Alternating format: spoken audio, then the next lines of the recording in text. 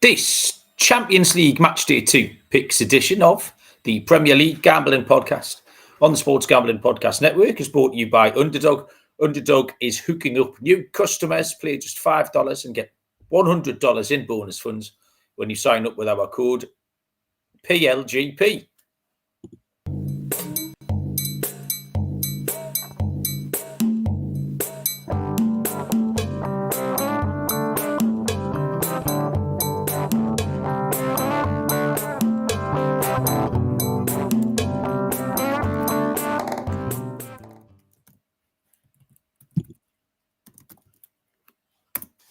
Welcome, everybody, to the Premier League Gambling Podcast on the Sports Gambling Podcast Network. My name is Malcolm Bamford, coming from Newcastle upon Tyne in the northeast of England. Today is Monday, the 29th of September. We are here to recap 90% of the Premier League weekend, which is finished already, before we get stuck into the Champions League Matchday 2 picks across Tuesday and Wednesday this week. We've got a little bit of time to get across the eye catchers from this weekend's Premier League action. We'll catch up to date with the Prediction League. And don't forget, Barry's got a penalty in kick-off, which is very exciting. He's had to wait nearly as long as Bruno Fernandes had to the other day. Barry, when I messaged you last night, you called me a C word, entirely unprovoked. Are you in a better mood tonight at all? No. No. Shit. I mean, I explained there was lots of things that pissed me off yesterday. Obviously, the biggest one was the Newcastle situation.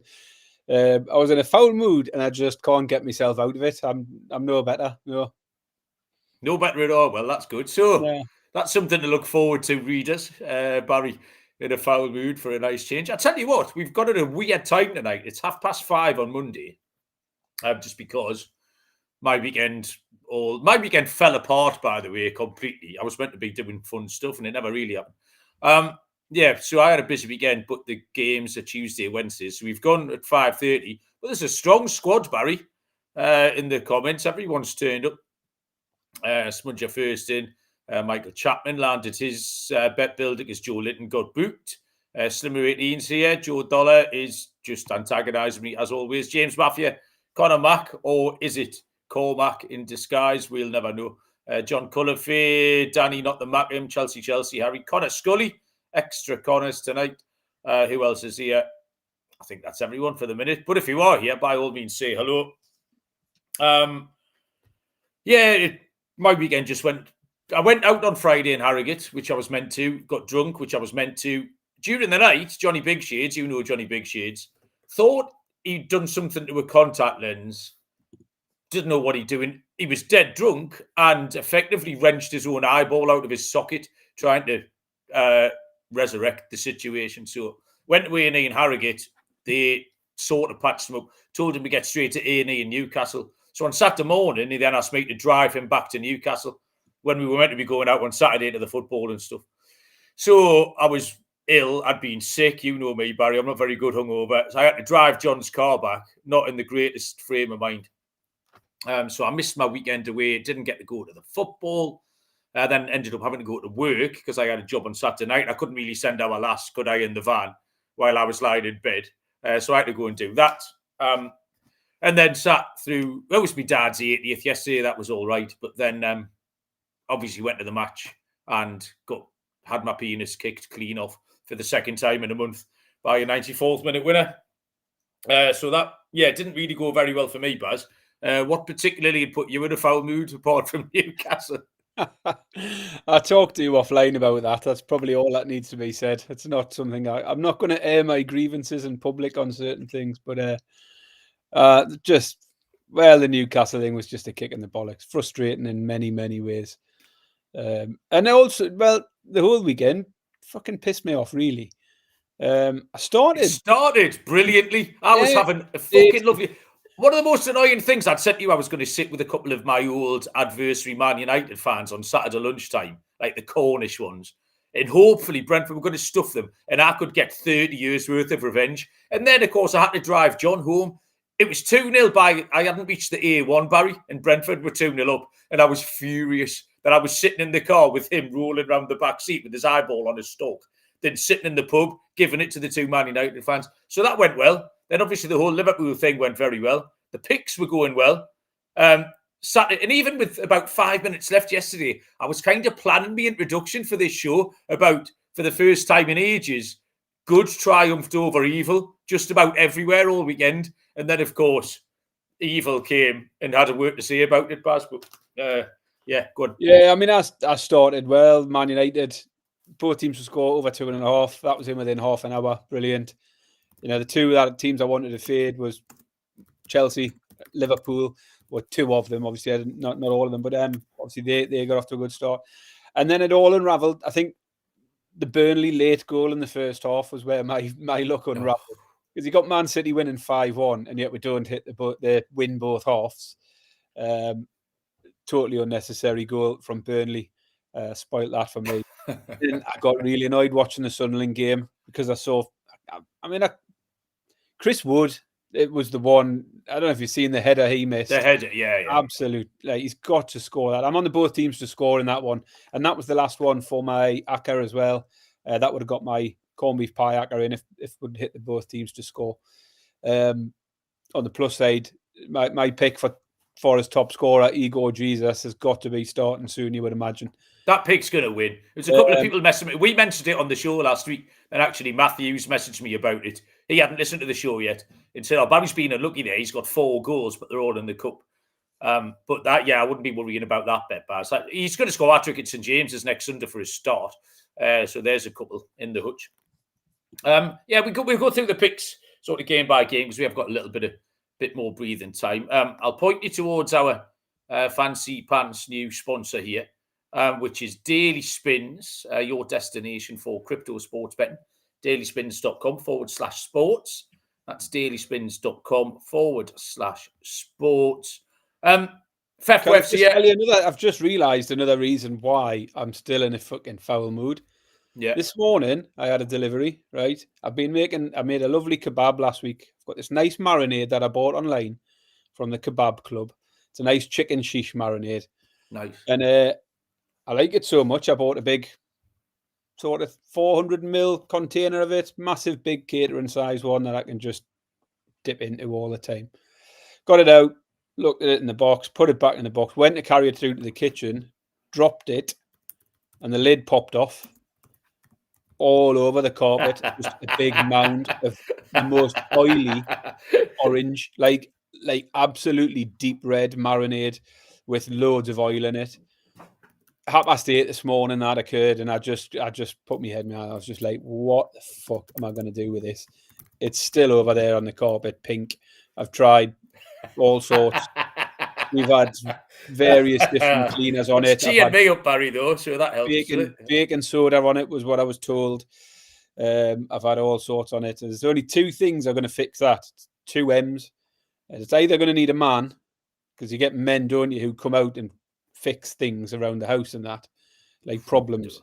I'm not one of them men, but it's going to need a man who can do that, or a miracle, because it's fucking a right mess at the minute. So I'm in the bad books for that, you can imagine. Oh, I can imagine.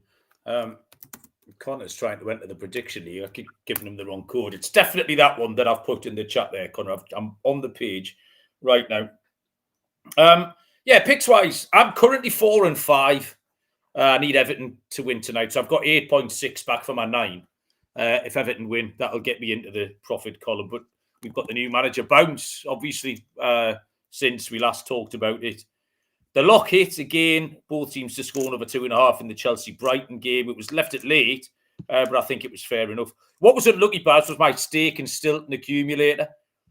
Brentford, check. Palace, check. Fulham get 1-0 up. So they are 1 goal away from the early payout for his start, and then they've got the possible penalty at 1-0 as well. I'm thinking, fucking hell. And Villa were shite, by the way, and suddenly turned just on a hairpin, and Villa got in front. So I was a little bit unlucky there. So started better and finished kind of worse. The Brentford team total was a great pick, 13-8. To score 2 or more. That was, like I say, that was in before I was back on the A1. Palace double chance. possibly should have been braver. You've already mentioned the Man City game because we handicapped it well. And I did say when we did the show, the trick here is making the right pick. That's the skill. And we both took Man City to win both halves. So that was a little bit unfortunate. I live swapped Forest and Sunderland on the show, didn't I? From the under to the over. So, yeah, well done me there. I got Leeds and Bournemouth wrong. Fair enough. I think we both did well to avoid Spurs, Baz. Or did you take Spurs? I took Spurs. Yeah. All right. Sorry. I did well to avoid Spurs. And I went in the shots, didn't I? I gave you the range. I said the range was 17 to 20, and it came in at 20. So I'm an excellent judge there. The line was under 24.5, so that pissed in. Sunday was rubbish. Fulham. The Newcastle, triple whammy on Newcastle Arsenal, Baz. Obviously, I'm sitting there as a Newcastle fan. My pick was under 2.5, and I had 1-1 in the prediction league. So I had 3 things swiped away from me in the last minute. Not that the pick and the prediction league were particularly bothered. It was just, there wasn't even a crumb of comfort to be had in me getting back and looking at the prediction league and seeing I had 1-1. So that's where I finished, Baz. Do you have anything from the rest of your pick? I was going to mention, actually, sorry, Connor's just mentioning that somebody in the chat mentioned Haaland 2 goals. Yes. I was going to shout them out. I mean, it was both an injury time and the second one was handed on a silver platter. But still, I'd rather be lucky than good, Baz. I should point out, I did triple captain Haaland in the Fantasy Premier League this week. We went from 1 assist and 15 points to 2 goals, 1 assist, and 48 points in the space of those 5 minutes. So that was nice. That was the only thing that worked out well this weekend. Apart from my ladder, the ladder hit. Baz's ladder's returned this week. Over 6. Even that was a kick in the pants, Baz. Go on, you talk us through it. Well, yeah, it was a kick in the pants because I tried to get you to put some of our... You tried to get me to put a bet on it, but where was I? I was in bed hungover, wasn't I, Saturday night? You couldn't be bothered. God. You couldn't be bothered. We didn't get our kitty on. But, yeah... Over 6.5 was where we started, and we got up to over 9.5 at around 4-1. So 10 Spurs corners was decent enough. So happy enough with that. But yeah, that was about it. We'll talk some actual football rather than betting angles. We'll do some eye catches. You what, mate? Do we have to? Yeah, we have to. Yeah. We are brought to you by mybookie.ag. Your place to bet on football and everything else. The prop builder is second to none. The motto is bet on anything, anywhere, anytime. Easy deposit and lightning fast payouts using crypto. Head to mybookie.ag. Promo code PLGP for a 100% bet back bonus up to $500 for new customers. That's mybookie.ag. Promo code PLGP. And we're brought to you by Novig, America's #1 sports prediction market. Novig is an exchange, so you're getting some of the best prices around. It's available in over 35 states. If you download the Novig app, get $50 when you spend $5. Use our promo code SGPN. Get in on the action with Novig, promo code SGPN. We start with Newcastle, Baz. Newcastle, Arsenal. A couple of things here, really. Newcastle have got to do more, generally, to win football matches. It's no longer good enough to do okay and lose by a goal against Liverpool and Barcelona and Arsenal. This is now the 3rd time where we've done okay. These are all very good teams, but we've done okay and we've lost by a goal. 2 of them incredibly late. And it's no longer okay to play well and not win against Villa, against Bournemouth, against Leeds. We just need more from... we haven't got a striker at the moment. Big Dick Nick has scored 2, but he's not a centre forward. But we need more from Elanga. We need more from Barnes, and Gordon's been poor. These people have had... Barnes and Gordon both had sitters against Barcelona. Weren't able to put them in. Joe Linton, Tonali, Bruno. Someone's got to do something. Arsenal were better on the day. And it wouldn't have been as annoying if Arsenal were 2-0 up at half time, which they probably should have been, or had Arsenal come from behind and scored 54-78, you'd have been all right. It's because you've never had it to have lost it. When we got it at 84, when it's in your hands and they take it away, that was the worst thing about that. But Arsenal were unquestionably the better team on the day. The only thing is, my stance hasn't really changed on Arsenal because they very nearly didn't win again. That we've seen Liverpool 1-0, Man City 1-1, and then they nicked it late yesterday. But Barry, they spent so much time doing anything except trying to win the game that it's going to cost them at some point. Like, it's become the whole personality. The playing for set pieces, they're taking forever over them. I timed one in the first half, Saka corner. It was about 48 seconds from by the time it was given. It's just become their identity completely. They're cheating, they're moaning, they're diving, they're whinging. And it will cost them. Concentrate on going to win them. I don't know what they're doing all week. That's what they want to do. They want to win the match that way. And it's such a fine line. It's been proven that if everything doesn't fall in place, you're fucked. And they nearly did it again. They got away with it yesterday. They deserve to win, no problem with that. But it's not a long-term strategy. Like, it's ridiculous. And also, but in both directions, I thought the officiating was absolutely incompetent. Like, it was VAR's nonsense, complete and utter nonsense. I thought the officiating was terrible. Things given that shouldn't have been given. Things that weren't given that should have been given. The tackle on Livramento that's seen him out for however many months he's going to miss, that was completely unpenalised. Regardless of even the big one, I'm not even talking about the penalty and Gabriel cuffing Nick in the face, any of that. I'm just talking about the general every 90-second decisions were absolute dog shit. So I did want to mention on this Arsenal Barca, they've come into favourites now, if we're talking outright markets. This morning, I was surprised at that. Really surprised. I've got the prices up in front of me. Hang on. When I looked this morning, it was 5-4 Arsenal, plus 125, and 7-4 Liverpool, plus 175. That competitions button doesn't fucking work. I just looked at Man City, 5-1 in that market. Thought, that's too big, isn't it? Like, I mean, everyone's talking as if it's a two-horse race. I just think you've got to keep Man City in the picture at the moment, because neither Liverpool or Arsenal have convinced anyone entirely yet. Same as you, I thought the same about Newcastle afterwards. I wasn't cursing our luck or anything like that. You can't keep calling it bad luck. You've got to get better at seeing out games in that situation. It's not good enough to keep losing last-minute goals. If it was any other team, would be sitting here slagging them off, saying there's something wrong with their mentality because they keep conceding late goals. So you've got to be fair. It's all Nick Pope's fault. He just didn't need to kick the ball. And it's a shame because he'd had a brilliant game. Yeah. In the build-up to that, he made some great saves. It was that kick out, totally unnecessary. And then coming out for the corner was shite as well. As I say, it's a kick in the bollocks. That's the bloke who's handled the ball and elbowed someone in the head who goes and gets the winner as well.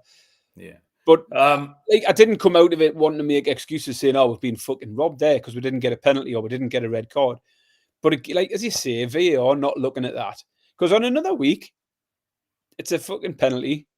I mean, they say it deflected off. And we got knocked out the Champions League last year for a one that deflected up from Livramento's belly into his fucking elbow. And then another week, someone will look at that and see Gabriel blatantly just going into his head with his forearm and send him off. And we got away with one with Bruno in the same fixture a few years ago. And Arsenal fans will still moan about that now, 700 days later. But the overall was just an absolute shambles. And as I say, certainly not using it as any excuse, but some horrendous decisions yesterday. Andy Williams took some 12-1 Arsenal in 78 minutes. I'm delighted for you, Andy. Joe's contesting my theory that Arsenal didn't have 20 shots on target. Sorry, 20 shots, 9 shots on target. It's just the manner of it, Joe. Do you know what I mean? It's not like they were tearing us asunder, rapier like fucking one-touch football. It was just horrible. Some of the players aren't good enough. There's no way if you start Leandro Trossard week in, week out, are you going to win a Premier League? Like, there's a couple of them are just bang average. So, there you go. Palace and Liverpool. There was nothing fluky about this at all. It had been coming. Palace are very good. Liverpool were vulnerable. They were due one. I was fucking delighted it happened. Palace, what I wanted to look at here was Palace's odds, Barry, for a top 6, top 5 and top 4 finish. Because they are unbeaten in 18. They look very, very good. They haven't missed a beat since they lost Eze, which was the problem. What's the new kid up front called? He's got a name. He's got a name like. He has got a name like. It's a short name. Tory. Rory. Anyway, he looks all right. But 6-4 plus 150 for a top 6 finish. 2-1 for a top 5 finish, and 11-2. They were 7-1 earlier in the week for a top 4 finish earlier this weekend. So there's been some money for them. They've been nipped in a point and a half. But yeah, Palace were good, and I was just delighted to see something terrible before Liverpool. Yeah, well, I mean, my pre-season picks have got off to a nice start because I took Palace in the handicap, and I took Palace over 47 points. So good to see Palace getting off to a good start of the season for me. Okay. Chelsea. Oh, sorry, Brentford, Man United. Next. I mean, the only Lee Smith making me laugh. The only thing about this was it just was so unsurprising. Like, I mean, what Man United even money or something ridiculous? So, I mean, the only surprising thing was how unsurprising that it's barely worth commenting on. Oh yeah, Man United got hammered again. Slightly unfortunate in spells, but could have been a million behind by then. Another VAR setback. Actually, that was the old good versus evil thing because Liverpool got a bad one for once, the corner. And the Man, you've got a bad one with a red card. It's just unheard of. Like, Pino is the bloke we're talking about. I told you. Cheers, Lee. So, yeah, I mean, anything on Man United, Brentford, Baz, it's just nothing to say, is there? No, I mean, a new Connor was in the chat before saying go easy on the Man United stuff because we've had it hard enough. But it gets a bit boring anyway, doesn't it? Really, there's not much more to say. Someone messaged me during the game saying if they lose this, surely that's it for Amorim. And I just thought, I hope it isn't because I just don't see anything changing. And the longer that goes on, the better it is for everybody else.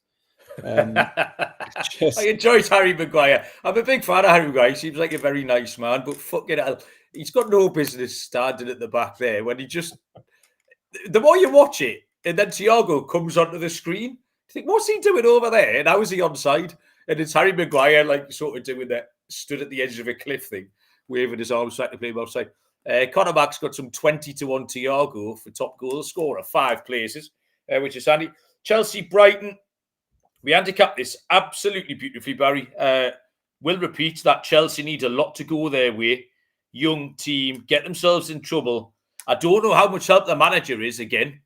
I'm not sure at all how much help he is. I think if they win games, it's because they've got some good players, the likes of Caicedo and Pedro. But that was, again, another red card. Actually, Barry, in the regular series now with Malcolm Bamford's Football Insiders. Do you remember last week I broke the news that Steve Cooper was going to Brøndby 10 days after he did it? I got a phone call on Friday afternoon, Barry, at 10-1 from a concierge service, right? Said, can you be in Sheffield for 2 o'clock to deal a poker tournament at Nathaniel Chalabar's house? Trevor Chalabar's brother. So it'll be all the Sheffield Wednesday players, Trevor Chalabar, etc. So in hindsight, we had the inside track that Trevor Chalabar was up playing poker all night, then got back to London and then got sent off. So there's another one in the series of Malcolm Bamford's Football Insiders. And early went to Nathaniel Chalabar's house on Friday. 10-1, Barry Bad. Do you know where Sheffield is? Because it's not near Newcastle. I was like, I'm not getting there in an hour and 10 minutes. And then he said, name your price. I was like, oh, man. Like, Johnny Big Change was picking me up at 2 o'clock to go to Harrogate on the piss. And I've got to either go to Harrogate on the piss or a name your price job. So I went to Harrogate on the piss anyway. That was the end of that. And the referee in that game was absolutely incompetent. How we missed the red card is preposterous. And then how did they not give the penalty when Gusto kicks Minty in the head? What did they used a word. They said the contact was, I can't remember what word they used. It's the stupidest description. He just kicked him in the head. It was absolutely ridiculous. But Chelsea, Brighton, Buzz? Yeah, ill discipline, innit? Ill discipline once again, like costing Chelsea. As I say, nothing surprising, but obviously the red card makes a big difference in the game, doesn't it? Forest, Sunderland and Leeds, Bournemouth. I'm still not sure if Sunderland or Leeds are any good. But what they are certainly doing is a lot better than the last 6 promoted teams because they're just playing like normal football teams, not like insane 8-year-olds. Like you were trying to complete 14 passes on their own 6-yard box before they're allowed to go forward. Sunderland have had an easy run of fixtures. Least competitive, and I was buzzing for Sean Longstaff because why not? So I don't really know what to make of any of that. But what it does do is anyone who isn't a Newcastle fan, if you're hoping Sunderland and then Leeds can do okay, is it opens up some of the markets for relegated teams like West Ham and now in there as favourite, Wolves, stuff like that. So yeah, much on that's. I think that's all my eye catchers. Barry, have you got anything to add? Yeah, I mean, as you say, it's one of those where we've seen the 3 up, 3 down for the last 2 years. So a bit of a change would be nice. And a few of those teams who've been circling the drain for a while getting dragged into it might not be a bad thing. Although at the moment Newcastle are getting dragged into it 6 games in. No, let's not worry about that just yet. But it does make it interesting, particularly with as you say, West Ham right down there at the moment. Be interesting to see how they get off tonight, whether Nuno Espirito Santo does get a tune out of them. Yeah, Brett, or not Brett B, as it happens, is in the chat asking for a bet on the Everton v West Ham game tonight. So there is one game left tonight. My initial pick was Everton. This was all before the manager got sacked. My pick was Everton, and they were 4-5. That's short now. They're into 3-5, Everton. I thought they might have lengthened a little bit. I thought, with give West Ham a bit more credit for the new manager, basically, but it doesn't seem to be the way. But the over and the under 2.5 is still 9-10 each of 2, and I would still go towards it. The one thing, if Nuno can do anything, he can attempt to shore up the defence. He's not going to be able to do much in the 2 days, but he can certainly attempt to say, right, you 5. Go and stand up that end and don't let the other team score. Everton can defend. Everton are never full of goals. So, yeah. I mean, again, Brett asking about the new manager bounce. It's short notice for that. And equally, West Ham might just still be absolutely shit, even with the new manager bounce. So I would stick with the other 2.5. But my original pick was Everton team total. I fancied Everton to get 2 goals. And to be honest, I still don't mind it, but actually, I've looked at both teams to score tonight as a pick. I think I just wanted to factor West Ham in.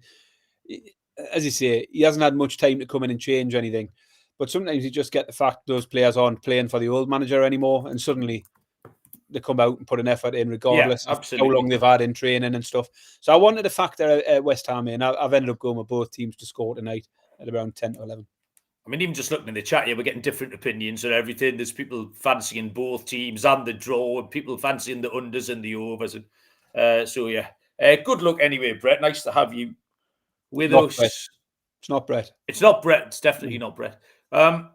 Just a quick update on the Prediction League, Barry. My inexorable rise to the top is nearly complete. I had another very, very good weekend. I'm definitely winning this fucking hat this month. No question, I'm winning my own T-shirt, Barry.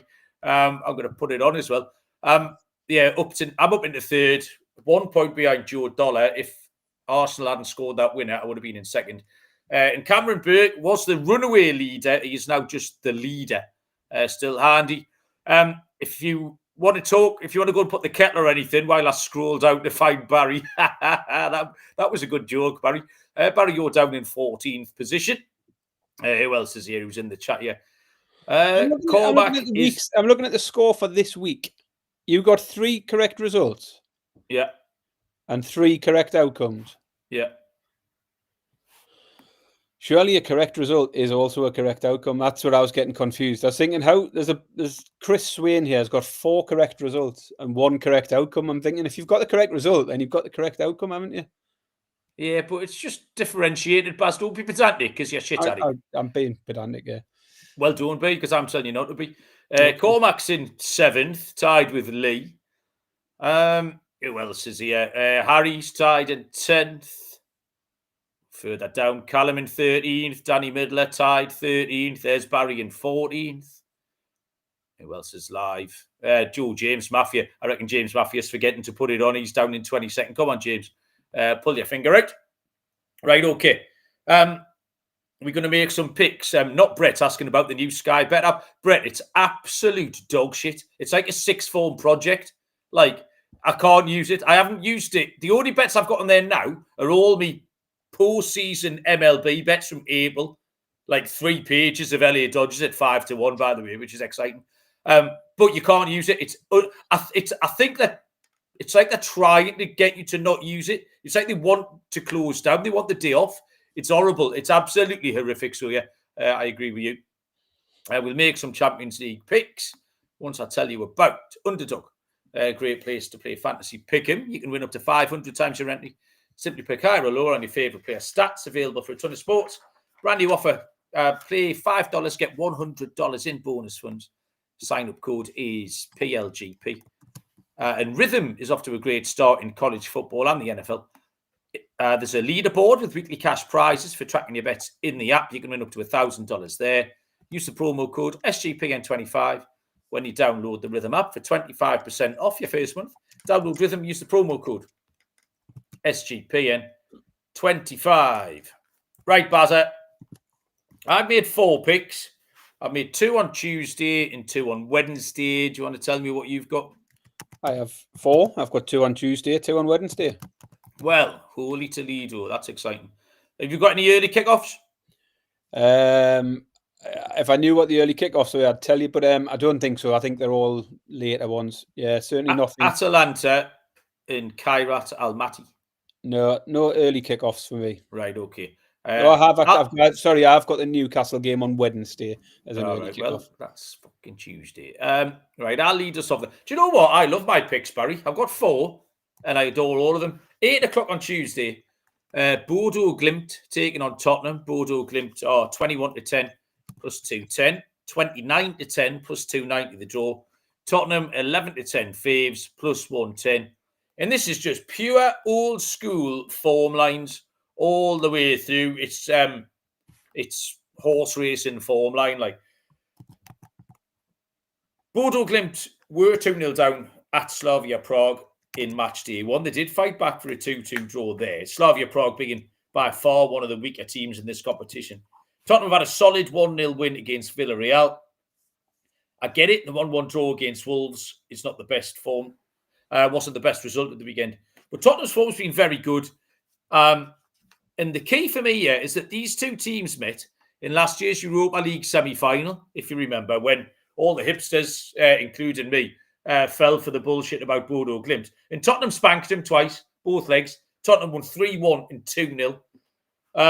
So they covered a handicap twice. Tottenham are a better team now than they were then. If you remember, we did both tip Tottenham to finish in the top 8 of this Champions League phase. Tottenham are a great price at 11-10 plus 110. And if you feel a bit fruity, Baz, I don't mind Tottenham on the handicap. Tottenham minus 1.5. They covered it twice last time. 5-2 plus 250. I'm just taking my socks off, Baz. It's got a bit hot, this. Go on, you say stuff. Yeah, I'm going to kick off mine then with Chelsea versus Benfica. Chelsea are 4-7. Is that minus 175? I don't know if that's correct. Benfica 4-1 plus 400, and the draw 3-1 plus 300. And Chelsea once again just at odds here where I would want nothing to do with them at this price. 4-7 at home to Benfica. They've just lost 3 in a row. They've won only 2 of their 6 league games so far. When you look at the start Chelsea had in terms of fixtures, could argue they've had one of the easiest starts to the season in terms of that fixture schedule. They've not faced anyone from last year's top 6 yet. So just 2 wins from 6 doesn't make me want them here at 4-7. Ill discipline's been costing them. You had Sanchez cost them the week before. Chalobah this weekend. And of course, the big story will be Jose Mourinho returning to Stamford Bridge, new manager at Benfica. That came after Benfica lost to Qarabag in the last round, which doesn't look great for them. A 3-2 defeat to Qarabag in the first round of games. They are unbeaten in 3 since, although they haven't really faced anyone of note, so hard really to know what impact he's had just yet. I just think a too big a price, Benfica here, though. 4-1 Benfica.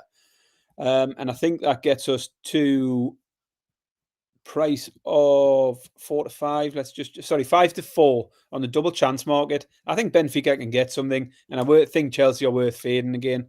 So yeah, I'll take Benfica double chance 5-4. Looked at this game, Baz, and it was just there was so much going on. It was just a leave alone. I couldn't work it out, because I don't trust Chelsea. But I watched Benfica against Qarabag. I covered that game last time, and they were rubbish. But as a result, they've sacked the manager. and maybe addressed it. And Mourinho would love nothing more like. But yeah, I wasn't brave enough to tackle that one. So I'm glad you have. 8 o'clock on Tuesday, Inter Milan taking on Slavia Prague. Inter Milan are 3-10, -333. 9-2 the draw. Slavia Prague at 7-1. 2 Serie A wins in a row for Inter, plus a comfortable 2-0 win at Ajax in the first game in the Champions League. I just explained that I wasn't hugely impressed with Slavia Prague in the form of the 2-2 draw with Bodo Glimt. They've only won 1 of 3, one of the last 3 domestically. And in the last 2 away games, it's a 1-1 at Slovan Liberec, it's a 1-1 at Jablonec. It's just not great form. Inter Lautaro Martinez was carrying a little bit of a knock last time, started on the bench, didn't come on. He's going to be fit. I think this is too much of a step up for Slavia Prague. I think Inter can cover the handicap. Inter -1.5 goals is 19-20, Baz. -1.5. Joe Dollar's got there with me. Nice. My next one is Atletico Madrid v Frankfurt. It's quite good to see we've picked 4 different games here, despite both having a couple of picks from the Tuesday night games. Atletico are 1-2, -200. Eintracht Frankfurt 19-4, which is +475, and 100-30 the draw, +330. And I came to this one. I'm amazed you haven't jumped into this one, actually, Malcolm. I thought it was an obvious pick. My favourite pick on the card. It just screamed goals for me, this one. Atletico lost 3-2 in the opening game against Liverpool, which is possibly why it caught my attention to start with, because I watched that one, because there was plenty of chances in that game for more goals. Frankfurt, in their first game, also saw plenty of goals. They won 5-1 over Galatasaray. And the league forms continued it for both sides. Atletico won 5-2 against Real Madrid at the weekend. 3-2 win over Real Vallecano the week before. Both teams to scores hitting 7 of 8 for Atletico this season as well. So goals every week in their games. And it's very similar for Frankfurt. They, as I say, 5-1 against Galatasaray last time out in this. They won 6-4 at the weekend in the league against Mönchengladbach. Went 6-0 up and then conceded 4 in the second half. Finished 6-4. The week before, they lost 4-3 to Union Berlin. 7 of their 7 games, all 7 of their games went over 3.5 goals. And 6 of the 7 have seen both teams to score. Frankfurt have scored 27 goals already this season in 7 games, conceded 14. Evens here for both teams to score and over 2.5 goals, I think looks a great bet. I love the goals in this one. Atletico Madrid v Frankfurt, both teams to score and over 2.5 goals at evens. Oh, sniffer Baz. Yeah, you've sniffed that one out. A couple of games left, Barry. It is time for the game that's got the nation talking.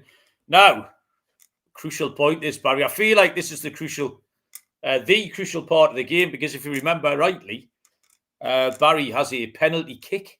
Yeah, there's only 4 turns left before half time. So we're in the dying embers of the first half. And you've won a penalty, Barry. Barry, who would you like to take your penalty? Bear in mind, I'm almost certain you can't remember the names of any of your team. Do you want to select who's? I mean, it's got to be Al Shiraz. Al Shiraz, left winger. Yeah. Is Alessandro Alberino, the man in the middle, got the first one. Al Shiraz with a pen. So what's going to happen here is, Baz, I need to cut the discard pile, and I need to reveal a little red hand in the corner, a little red glove to save it. If I don't do that, it's a goal. So here is there's only 7 cards in the pile. So I'm going to have a little cut here. Baz, Jate, I'll just go in the middle. I'll take the 4th one. Oh, bollocks. Yeah. 2-0. Come on. I reveal the free kick. Al Shiraz has slotted it into the corner like that. In the goal. Oh, it's 2-0. Absolute scenes. I'm in huge trouble now, Barry. Anyone who was on over 1.5 first half goals has just cashed. Al Shiraz, anytime goal scorer, penalty in the game. That's a short price because there's 2 penalty cards. But bollocks. 2-0, Barry. How do you feel about that? Are you delighted? Has that improved your mood, Eddie? I'm absolutely delighted. Yeah, I'll probably cheer myself up for the rest of the night now after that. I mean, right before half time as well. It's good timing. Yeah, I haven't had a kick, have I? Like, I haven't had a sniff this game at all. I need to ditch a couple of me shit cards between now and half time, and then try and get back into it early in the second half. Right, okay. More of that nonsense on Thursday. I'm going to go to. We're in Wednesday night now, aren't we? Yes. I'm going to go to the big game. Barcelona PSG, 8 o'clock on Wednesday. Barcelona are 17-20. Which is minus 117. 16-5 the draw, plus 320. PSG 13-5, plus 260. There's two things in play here, Baz, for me. Barcelona are in very good form. Won 4 in a row in La Liga. Excellent 2-1 win at Newcastle in the Champions League. And then the second thing is that PSG have a crippling amount of injuries. Dembele was already out, as was Doué, as was Neves and Ruiz. And Marquinhos, they had existing injuries. And then Vitinha and Kvaratskhelia picked up little knocks again at the weekend. Barcelona get Lamine Yamal back. I did watch PSG lose 1-0 at Marseille last Monday night. And they're just not, it's not complicated. They're not nearly as good without 6 or 7 of the best players in the team, as you'd imagine. I think this is a really good spot for Barcelona. This is a lot for any team to cope with. Barcelona at 17-20, minus 117 will capitalise on this injury list, Baz. Yeah, so I'm on the same game. And I actually came to it with a different pick in mind, but I've ended up in the same place as you. In the end, the pick I wanted was too short, was the reason why I moved away from it, not because I didn't fancy it anymore.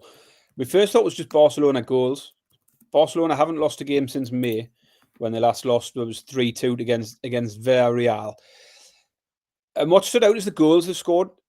In that defeat, they've scored 2. They've actually scored twice in 16 of their last 17 games. Get 2 on the score sheet every week. And you look at where they came unstuck in this competition last year. They got knocked out against Inter, both legs finishing 3-3. So the same, even when they don't get a result, they seem to still get their 2 goals. So that's where I wanted to go. Barcelona team total 1-2, that turned out to be. So it was a little shorter than I expected. So then I looked at narrowing it down to 2 options, either the over 3.5 factoring in PSG and whether they can get involved, or do I just go for the 17-20 for Barcelona? Because if I think they're going to get the 2 goals, is it going to be enough? And it was like that. You've mentioned about the injuries. There's a lot of injuries there for PSG that make me feel Barcelona at home will have enough to see these off. As you say, Yamal will be back.